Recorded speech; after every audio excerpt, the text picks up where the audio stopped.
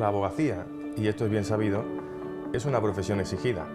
Requiere horas y un empeño que diluye casi por completo la posibilidad del cultivo en otros terrenos. Pero hay excepciones, como la que constituye nuestra invitada de hoy, María José Menéndez, socia y directora de operaciones corporativas de Ashurst en Europa continental, Oriente Medio y África, que además de ser una notable abogada, es escritora. En 2017 vio a la luz su primera novela, El tiempo invertido, por la que fue finalista en el concurso internacional de narrativa Manuel Valcartías. Buenos días, María José, ¿qué tal? Hola, buenos días. Pues nada, encantada y gracias por invitarme a venir. Gracias a ti por estar con nosotros. Es un placer tenerte aquí. Entendemos que para ti la parte creativa es esencial en tu vida, pero quizá difícil de conciliar con tu actividad ejerciendo la abogacía. ¿Cómo puede incorporar un abogado esa parte creativa? Entendemos que a veces es necesaria en la actividad, en el día a día, en la rutina, a veces asfixiante que tiene un letrado. La creatividad yo creo que el abogado la ejercita día a día, de todas formas. No hace falta que sea una creatividad artística que lleve a publicar una novela o a pintar un cuadro, sino que es la creatividad de las ideas que constantemente la utilizan los abogados para solucionar los problemas de sus clientes, y muchas veces se aprecia incluso en esos términos. Es decir, el abogado creativo es un abogado que a veces encuentra soluciones donde no las hay porque piensa más allá del patrón. Y sí, claro que se percibe la creatividad en la profesión. Entendemos que no hay suplicos literarios, pero puede que sí, efectivamente, esa creatividad sea un estímulo para buscar una alternativa allende donde supuestamente un abogado encuentra el límite. Sí. ¿Entendemos que esa creatividad a ti te ha podido ayudar en tu ejercicio diario? Bueno, quizás sí, quizás puede haberme ayudado, no lo sé. Para mí el tema del libro y de la escritura literaria, de alguna manera, me gusta mucho leer, me gusta mucho en general, bueno, el arte y la cultura, y era un esparcimiento. La verdad es que todo empezó de una manera un poco, dijéramos divertida, porque cuando mis hijos eran pequeños, pues me inventaba todas las noches cuentos cuando se iban a dormir, y hubo en una ocasión un ejercicio que hicimos de que empecé a contarle un cuento como por etapas. Empecé a contarles un cuento que yo lo improvisaba sobre la marcha, pero el primer día no teníamos mucho tiempo y lo corté como enseguida. Me dijeron, esto tiene que seguir. Bueno, al día siguiente seguí, lo iba improvisando, y decidimos hacer una historieta con ese cuento, porque en plan didáctico les dije, pues mira, si os ha gustado tanto, podemos escribirlo y hacer unos cuadernillos y vosotros hacéis unos dibujos y se los regalamos a vuestros amigos. Bueno, y total, que aquello como broma empezó así, pero yo sí que hice mi parte y a ratos perdidos escribí el cuento. Y cuando lo tenía justo terminado, vi en el periódico una convocatoria de un concurso de libro infantil, y a ese concurso mandé el cuento, porque el premio consistía en que lo editaban en una edición muy rudimentaria, de un ayuntamiento de una ciudad pequeña, o sea que, pero bueno, pensé, si esto sonara la flauta y lo editaran, pues a los críos les haría gran ilusión. Y la curiosa cuestión es que el premio lo ganó el cuento. El cuento fue premiado, se editó, se hizo el librito, fuimos a recoger el premio, vinieron los niños, bueno, fue muy divertido, ¿no? Y esto lo que hizo fue que yo me diera cuenta de que a ratos perdidos había sido capaz de escribir ese cuento, y yo desde pequeña siempre había escrito mucho, desde una gran afición que tenía, lo que pasa que, bueno, pues oye, la vida te ocupa muchas horas y lo había dejado de hacer. Y con esta historia del cuento de los niños me lancé cuando tenía algún rato y me apetecía, pues empezar a escribir en plan literario, y así fue como surgió el libro del tiempo invertido. Y esa mentalidad creativa y expansiva también tuvo que ver con el éxito en tu actividad como abogada, porque, te gusta no reconocerlo, tienes un éxito profesional que atesoras en tu carrera y nunca has abandonado esa otra parte creativa. Hablabas de un libro infantil. Hablemos ahora de tu novela, que la tenemos por aquí, El tiempo invertido, que vio la luz en 2017, editada por Alfar. He podido echarle un ojo al libro, desde mi punto de vista, y corrígeme si no estás de acuerdo con la valoración literaria en este caso. Creo que es una novela costumbrista. Se llama Invertido porque la protagonista, hay un momento en el que encuentra un personaje y se da cuenta de que el tiempo no pasa hacia adelante sino hacia atrás, ¿no? Sacerdotado hace un momento lo que quizá no ha sido especialmente feliz, se cuenta con, bueno, con una nostalgia, con un derrotismo en su vida. Háblenos por favor del libro.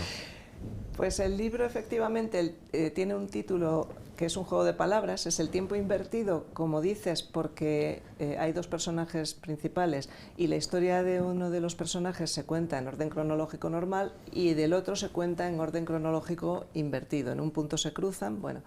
Entonces es un juego de palabras, decía, porque también ese personaje, que es la protagonista femenina, pues pondera sobre el tiempo que invertimos en buscar la felicidad. Es decir, habla al principio del libro de, bueno, pues que su padre le dijo una vez: invertimos mucho tiempo en buscar a ciegas la felicidad y entre tanto se nos termina el tiempo. Entonces es efectivamente una novela sobre, dices costumbrista, bueno, es sobre sentimientos... O intimista. Intimista, diría yo, sí, sentimientos humanos, comunes, que a muchas personas a lo mejor les parecen similares a los que han podido sentir en ciertos momentos de sus vidas, ¿no? Pues en este caso esta persona, la protagonista femenina, es una persona que, bueno, que no ha encontrado, se siente sola en su vida, llega a una edad en torno a los 40 años donde se pregunta si tenía que haber tomado otras opciones, por eso de alguna forma la vuelta un poco al pasado y bueno, se le va pasando el tiempo en una búsqueda que no sabe muy bien a dónde llega y mientras tanto el protagonista masculino es un hombre también un poco vulnerable que querría, que la encuentra a ella y querría avanzar en una relación con ella, pero no es fácil porque de alguna manera ella, bueno, pues está en otras cosas. No sé si por tu afición a la creación de cuentos intentas instalar en cada escrito una enseñanza moral. Todos los escritores aspiran a ello. En este caso podría ser que no se puede buscar e indagar la felicidad, sino que simplemente es un estado de ánimo. Hay que intentar, ¿no?, lidiar con lo que uno pueda, ya está, y ser lo más feliz día a día. Entiendo que en tu caso ejerciendo la abogacía, en el mío aquí haciéndote esta entrevista, y luego hay cuestiones que, bueno, a veces desnortan nuestra felicidad, ¿no? Sí, bueno, yo una vez oí, ya no sé ni dónde, que hay personas que por muy mal que le vayan las cosas consiguen estar contentas y felices y otras personas que aunque lo tengan todo a favor no lo son. De manera que hay mucho de la propia actitud de uno mismo que no es voluntaria, que va en tu carácter o tu personalidad, que influye en tu estado de ánimo y en cómo percibes tú las cosas que te van pasando, ¿no? Sí. Sí. Hay una parte neuronal que se nos escapa, sí, neurotransmisores que operan, que no podemos controlar. Luego quizá la disciplina también tiende a aplanar un poco, ¿no? El estado de ánimo, tener una felicidad quizá más estable. Bueno, en lo que puede servir de estabilidad de la felicidad, ¿no? Que hay momentos en la vida mejores y peores y bueno. Pues hablando de estabilidad o de inestabilidad, de aquello que nos produce inestabilidad, yo creo que la ciudadanía española, asiste intranquila y puede concertada y que afecta a su felicidad precisamente el bloqueo del poder institucional. Nos referimos al Consejo General del Poder Judicial. ¿Qué ocurre con los jueces? ¿Qué opina María José acerca de este bloqueo? A mí me inquieta un poco el tema de que las instituciones se vean degradadas en la opinión pública o incluso en la percepción social por unas injerencias superiores a las debidas de intereses políticos. Y eso yo creo que es algo que en tiempos recientes pues, se ha venido produciendo en mayor o menor medida. Igual cada uno de los elementos aisladamente considerados parece no ser tan importante, pero cuando uno lo mira globalmente, pues lo que no me gusta es que pueda haber un cierto descrédito de instituciones. Hablabas del Poder Judicial, bueno, pues que el Consejo General del Poder Judicial se convierta en un campo de batalla porque la percepción lógica de la gente es que el Poder Judicial está ahí para buscar la justicia y proteger sus derechos. Y si eso se convierte en moneda de cambio para intereses más políticos, etcétera, lógicamente genera intranquilidad. Eso es así. Y me parece que, pues efectivamente, cuanto más neutral se pueda mantener el Consejo General del Poder Judicial o representativo de realmente lo que quiere la sociedad, que sean sus jueces, pues mucho mejor. Es verdad que bueno, hay ordenamientos jurídicos donde quizá está asimilada la influencia política en la designación de los jueces, porque hablemos del Tribunal Supremo de los Estados Unidos, pues, y se asume que hay un color político, pero yo creo que en nuestra tradición eso no es así. Hay una concepción quizá más idealizada de que los jueces pues, van a ser imparciales y neutrales y van a buscar el bien común y la justicia. El origen quizá del problema podría ser la confección legislativa de la Ley Orgánica del Poder Judicial, que quiere reformularse precisamente de forma inversa a lo que, en teoría, y según nuestra sensibilidad, demanda la ciudadanía. Se quiere aumentar el quórum, ¿no? la participación del poder político o el aumento de la influencia del poder político en la elección de los magistrados. ¿Entiende que sería necesario para solucionar esta cuestión de fondo y también estética, muy necesaria para mantener o parecer mantener esa independencia del Poder Judicial, esta ley, esta reformulación legislativa? Yo creo que sería interesante que en cualquier formulación legislativa que se haga en este tipo de temas tan nucleares y tan institucionales se tenga una amplitud de miras pues de Estado, más allá del partidismo político de lo que interese en cada momento a los que están en el Poder Legislativo, ¿no? Entonces, bueno, que sea algo que se diseñe pensando que trascienda esa concreta legislatura, que trascienda muchas legislaturas y que sea unas reglas del juego que puedan valer durante mucho tiempo. Yo creo que esa es la clave de cualquier formulación que se tenga que hacer en estos puntos que afectan a las instituciones básicas del Estado. Que sea perdurable y entendemos que también, de fondo, que los jueces tengan más independencia para elegirse a ellos mismos, ¿no?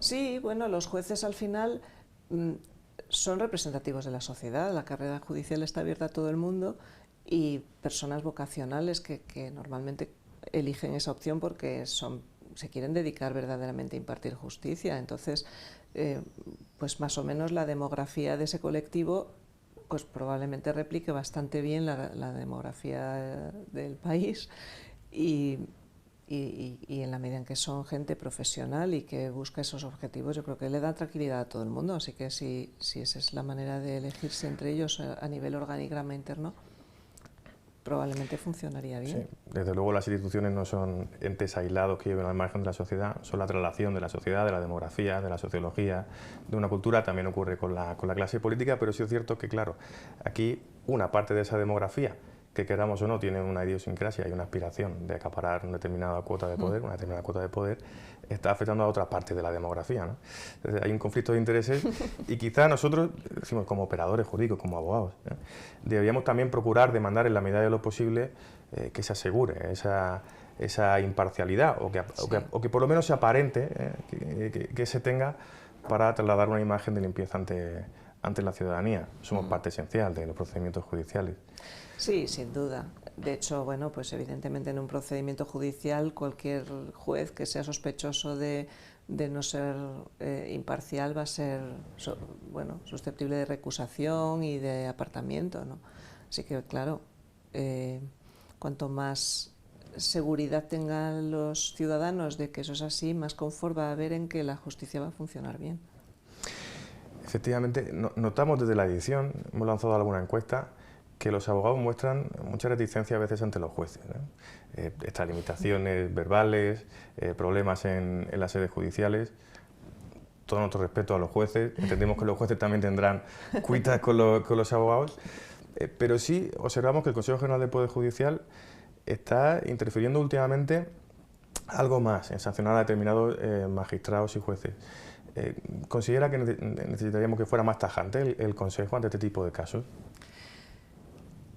Yo creo que los casos que abiertamente son sancionables por el Consejo del Poder Judicial o ha trascendido que han derivado en sanción son una proporción muy baja y muy excepcional de la actividad jurisdiccional. Pero sí es verdad que puede haber con más frecuencia una sensación entre la abogacía de que los jueces no les atienden con la bueno, dijéramos con el respeto personal que se consideraría adecuado. Eso, sin llegar a ser conductas pues parciales o ilícitas, pueden ser más un tema de formas, en cuanto a que los jueces en ocasiones trabajan con una gran presión de tiempo y de medios, y bueno, pues es el clásico de que el abogado se quiere explayar más y entonces pues le corta de malas formas o cosas por el estilo, que entendiendo las dos partes pues habría que evitar, sin perjuicio de que el juez cuando incurre en esas actitudes posiblemente también tiene otra serie de motivos que ojalá pudieran evitarse, ¿no? Entonces, no sé si la clave está en que que estén más atemorizados por las sanciones que pudieran recibir, o que haya un elevamiento de la función jurisdiccional también, es decir, que el propio juez considere que no es un personaje que se le dé la relevancia social que tiene, que se le den un poco más los medios que necesite y que pueda realzarse su función, que no tenga una sensación de ser un poco, perdóname la expresión, un machaca en el juzgado que está expuesto a tener que tragarse todo lo que le vienen a contar unos y otros, y a su vez. Es decir, una labor, si quieres, educativa, de que las formas deben ser más elegantes a todos los niveles, pero también de medio y de realce de esa función social.